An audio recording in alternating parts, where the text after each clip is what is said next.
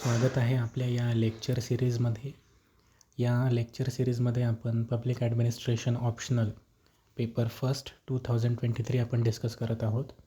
तर या सिरीजमधला हा 6वा नंबरचा व्हिडिओ आहे आणि आजचा प्रश्न आहे, Follett firmly advocated for cultivating interdependence and collaboration among individuals as the key to resolving conflicts and establishing more harmonious and all encompassing social structures. Discuss. जास्त काहीच घुमवून फिरून विचारलेला प्रश्न नाही आहे, स्ट्रेट फॉरवर्ड प्रश्न आहे. 20 मार्क्ससाठी प्रश्न आहे आणि हा 200 to 250 वर्ड्समध्ये हा लिहायचा असतो, कधी पण लक्षात ठेवा. तर या प्रश्नामध्ये बेसिकली आपल्याला अशी या प्रश्नाची थीम आहे की एक जे ॲडमिनिस्ट्रेटिव्ह थिंकर्स जे आहेत MP फोले, त्यांचं असं म्हणणं आहे की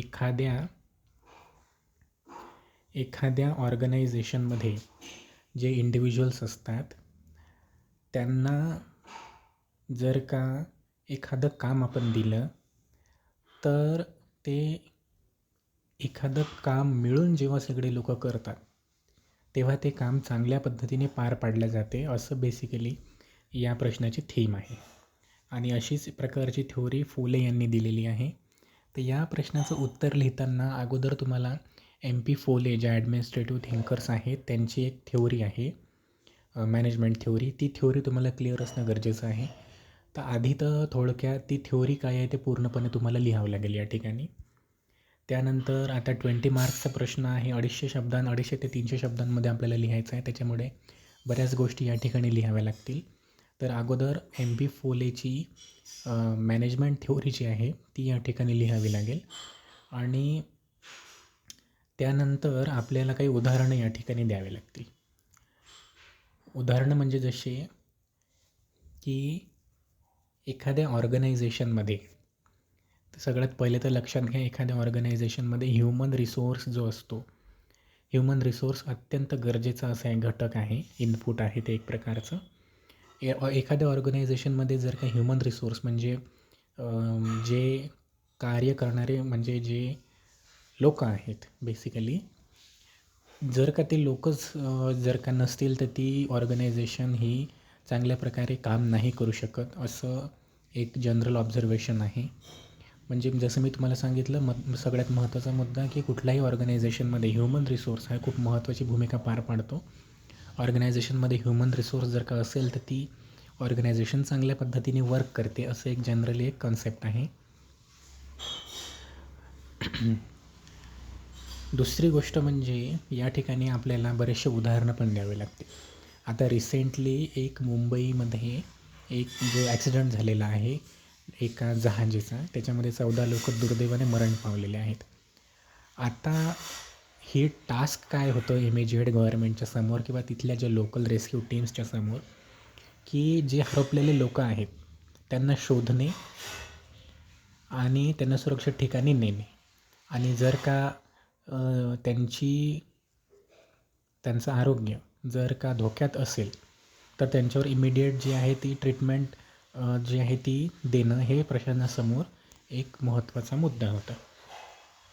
तर बघा या ठिकाणी इन्सिडेंट्स काय घडलेला आहे की जहाज एक होती, त्या जहाजामध्ये लोक बसलेले होते आणि काहीतरी बिघाड झाला, काहीतरी अंदाज चालकाचा चुकल्यामुळे ती बोट जी आहे, ती जहाज जी आहे ती पलटी होते आणि लोक त्याच्यामध्ये पाण्यामध्ये बुडून जातात.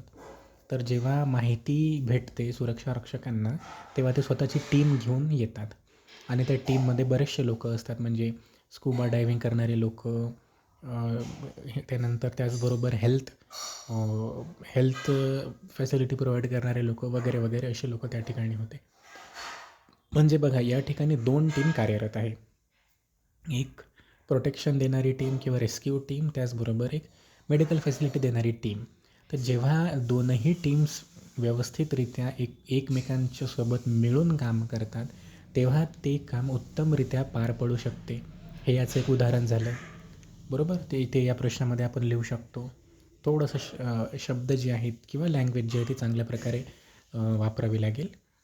त्यानंतर अजून एक काय उदाहरण आलं, आता रिसेंटली महाराष्ट्रामध्ये इलेक्शन्स झालेले आहेत विधानसभेचे. त्या इलेक्शन्समध्ये टॉप लेवलचे जे अधिकारी होते तिथपासून ते एकदम हायरार्कीमध्ये सगळ्यात खाली असलेले कर्मचारी आणि अधिकारी या सगळ्या लोकांची ड्युटी त्या ठिकाणी लागलेली होती इलेक्शनमध्ये. इलेक्शन कमिशनने ड्युट्या लावल्या होत्या बरोबर. आता टॉपचे जे IAS IPS अधिकारी आहेत त्यांच्यासोबतच खाली जे थर्ड डिव्हिजनचे किंवा जे वर्ग 3चे जे कर्मचारी आहेत त्यांचीसुद्धा ड्युटी त्या ठिकाणी लागली होती. क्लर्क असतील, बाकीचे कर्मचारी असतील, कंत्राटी कर्मचारी असतील सगळ्यांची. तर हे पण एक उदाहरण या प्रश्नामध्ये लिहिता येईल आपल्याला, की जसं महाराष्ट्रामध्ये विधानसभेचे जे इलेक्शन्स झाले या इलेक्शनमध्ये अधिकारी लोक त्याचबरोबर कर्मचारी लोक अलग अलग फील्ड्समधले लोक यांनी एकत्रितरित्या येऊन मेहनत घेतलेली आहे, कार्य केलेलं आहे आणि इलेक्शनचं जे मेजर टास्क होतं ते या लोकांनी पार पाडलेलं आहे. तर हे दुसरं उदाहरण या ठिकाणी लिहिता येईल. पार्टिसिपेटिव्ह मॅनेजमेंटचं याच्यामध्ये या प्रश्नामध्ये आणखीन तिसरं उदाहरण काय लिहिता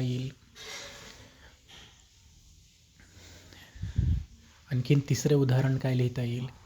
तर आपण एक्झाम्पल देऊ शकतो या ठिकाणी CBIचं एक्झाम्पल या ठिकाणी देऊ शकतो की CBIमध्ये जसं ते लोक सर्च करतात एखाद्या केसवरती, इन्व्हेस्टिगेशन करतात, तर त्यांच्याकडे ऑफिसर्स पण असतात, त्यांच्याकडे लॅबवाले पण लोक असतात, फॉरेन्सिक लॅबवाले, त्या ठिकाणी डॉक्टर्स पण असतात है ना, त्या ठिकाणी फिंगरप्रिंट एक्सपर्ट्स पण असतात, त्या ठिकाणी हँडरायटिंग एक्सपर्ट्स पण असतात. असे खूप सारे लोक मिळून एखादी केस सॉल्व करत असतात. तर एखाद्या केसमध्ये हे अलग अलग कर्मचारी जेव्हा कामं करतात, स्वतःचं कॉन्ट्रीब्युशन देतात, तेव्हा ते कार्य उत्तमरित्या पार पाडू शकते. आणि हीच गोष्ट एखाद्या ऑर्गनायझेशनबद्दल लागू पडते. बँक आहे उदाहरणार्थ, बँकमध्ये नंबर ऑफ कर्मचारी असतात, खूप सारे कर्मचारी असतात, bank manager, clerk, disbursing officer, खूप सारे अधिकारी असतात. जेव्हा हे खूप सारे अधिकारी मिळून काम करतात तेव्हा त्या ऑर्गनायझेशनची प्रोडक्टिव्हिटी जी आहे ती वाढते. म्हणजे उदाहरणार्थ बँकचं उदाहरण जर का आपण दिलं तर जसं एखाद्या बँकेमध्ये खूप सारे कर्मचारी असतात, प्रत्येक कर्मचाऱ्याचा काही ठराविक रोल असतो आणि तो रोल तो चांगल्या प्रकारे पार पाडतो आणि बँक ही जी ऑर्गनायझेशन आहे, ही सिस्टीम जी आहे चांगल्या प्रकारे कार्य करते बरोबर. तर बेसिकली या प्रश्नामध्ये असे 3-4 उदाहरणं आपल्याला लिहावे लागतील. बरेच उदाहरणं आणखीन आपल्याला जोडावं लागेल, स्वतःचं ॲनालिसिससुद्धा लिहावं लागेल, कारण की 20 मार्क्सचा प्रश्न आहे, मोठा प्रश्न आहे. तर जेव्हा एखादी ऑर्गनायझेशन त्याचे जे घटक आहेत, त्याचं जे ह्युमन रिसोर्स आहे, हे जेव्हा मिळून कामं करतात तेव्हा या ठिकाणी एक खूप चांगल्या प्रकारे ते ऑर्गनायझेशन काम करते बेसिकली, हे सांगितलेलं आहे. असं या प्रश्नाचं थीम आहे, ठीक आहे. आणि MP फोलेची पण थ्योरीसुद्धा जी मॅनेजमेंट थ्योरी आहे ती पण अशीच म्हणते आहे. तर असे उदाहरणं आपल्याला अलग अलग या ठिकाणी द्यावे लागतील. आणखीन काय उदाहरण देऊ शकतो आपण? हॉस्पिटलचं उदाहरण देऊ शकतो. एखाद्या हॉस्पिटलमध्ये स्पेशालिस्ट डॉक्टर्स असतात, नर्सेस असतात, एक्सरे टेक्निशियन असतात, लॅब टेक्निशियन असतात. हे सगळेजणं मिळून जेव्हा काम करतात तेव्हा एखाद्या पेशंटवरती ट्रीटमेंट देणं हे आपल्याला सोपं होऊन जाते बरोबर. तर अशा प्रकारे जेव्हा अलग अलग सेट ऑफ स्किल्स असलेले लोक जेव्हा एकत्र येतात, जेव्हा स्वतःचं स्किल शेअर करतात, स्वतःचं मत मांडतात आणि स्वतःच्या एक्सपर्टीज एका कामामध्ये लावतात, एकमेकाच्या सोबत मिळून काम करतात, तेव्हा एखादं कार्य जे आहे ते चांगल्या प्रकारे पार पाडता येऊ शकते. आणि सिमिलरली एखादं ऑर्गनायझेशनमध्ये अलग अलग प्रकारचे जे लोक असतात ते जेव्हा मिळून काम करतात तेव्हा ते ऑर्गनायझेशन जे असते ते चांगल्या प्रकारे काम करू शकते, त्याची प्रोडक्टिव्हिटी वाढते. बेसिकली असं या ठिकाणी लिहायचं आहे. तर आणखीन या प्रश्नामध्ये काय काय लिहिता येऊ शकतं आपल्याला? थ्योरी आपण लिहिलेली आहे, करंट अफेअर्समधले उदाहरणं टाकलेले आहेत, गव्हर्नमेंटमधले उदाहरणं टाकलेले आहेत. कधी पण पब्लिक ॲडमिनिस्ट्रेशनच्या पेपरमध्ये गव्हर्नमेंटशी रिलेटेड जर का उदाहरणं आपण टाकलं तर निश्चितपणे एक्झामिनरवरती चांगल्या प्रकारचं एक इम्प्रेशन त्या ठिकाणी पडतं. म्हणून पब्लिक ॲडच्या पेपरमध्ये कधी पण प्रॅक्टिकल उदाहरणं देणं गरजेचं आहे. गव्हर्नमेंटमधले उदाहरणं देणं अत्यंत गरजेचं आहे. तर तेव्हा मार्क्स जे भेटायला आपल्याला एक वाव मिळते, मार्क्स आपण वाढवू शकतो, कारण की आपण प्रॅक्टिकल एक्झाम्पल देत आहोत त्या ठिकाणी, ठीक आहे. त्यानंतर आणखीन काय आहे, तर आणखीन काय उदाहरण देऊ शकतो आपण? तर मंत्रालय, मंत्रालयाचं पण एक्झाम्पल देऊ शकतो, संसद भवनाचं पण एक्झाम्पल देऊ शकतो की संसद भवनामध्ये किती अलग अलग प्रकारचे लोक आहेत. निवडून आलेले खासदार लोक असतात सेंट्रल लेवलवरती, स्टेट लेवलवरती विधान भवनामध्ये निवडून आलेले आमदार लोक असतात. त्यानंतर आणखीन सचिव असतात, आणखीन खूप सारे ऑफिसर्स असतात. त्यांचं प्रत्येक काम असते. प्रत्येकजण जे आहे ते मिळून काम करते आहे. स्वतःचं स्किल त्या ठिकाणी यूज ते लोक करत आहेत आणि इतर लोकांच्या स्किल्सचासुद्धा फायदा करून घेत आहेत आणि अशा प्रकारे जी प्रोडक्टिव्हिटी आहे त्या ऑर्गनायझेशनची ती वाढते. आता बँक ही एक ऑर्गनायझेशन आहे, संसद भवन ही एक ऑर्गनायझेशन आहे, स्टेट लेवलवरती विधान परिषद किंवा विधानसभा जी असते ती एक ऑर्गनायझेशन आहे, हॉस्पिटल एक ऑर्गनायझेशन आहे. तर अशा प्रकारे लोक जेव्हा एकत्र येतात आणि स्वतःचं स्किल शेअर करतात तेव्हा त्यांची प्रोडक्टिव्हिटी वाढते असं या ठिकाणी दिलेलं आहे. पण या प्रश्नामध्ये जे मूळ मुद्दा जो लिहायचा आहे,